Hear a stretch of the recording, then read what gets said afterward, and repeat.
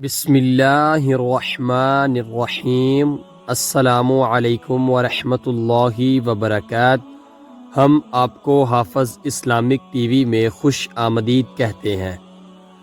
جمعے کے دن غسل جنابت کی فضیلت۔ رسول اللہ صلی اللہ علیہ وآلہ وسلم نے فرمایا کہ جو شخص جمعے کے دن غسل جنابت کر کے نماز پڑھنے جائے گا تو گویا اس نے ایک اونٹ کی قربانی دی اگر اول وقت میں پہنچا، اور اگر بعد میں گیا تو گویا ایک گائے کی قربانی دی، اور جو تیسرے نمبر پر گیا تو گویا اس نے ایک سینگ والے مینڈے کی قربانی دی، اور جو کوئی چوتھے نمبر پر گیا تو اس نے گویا ایک مرغی کی قربانی دی، اور جو کوئی پانچویں نمبر پر گیا اس نے گویا انڈا اللہ کی راہ میں دیا۔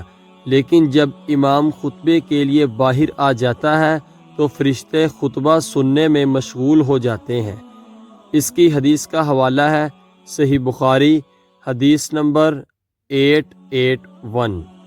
رسول اللہ صلی اللہ علیہ وآلہ وسلم نے فرمایا، جب تم میں سے کوئی جمعہ پڑھ چکے تو اس کے بعد 4 رکعتیں پڑھے۔ اس کی حدیث کا حوالہ ہے صحیح مسلم، حدیث نمبر 881۔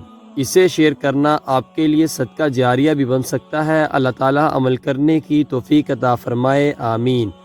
ملتے ہیں آپ سے کسی نیکسٹ ویڈیو میں، تب تک کے لیے اللہ حافظ۔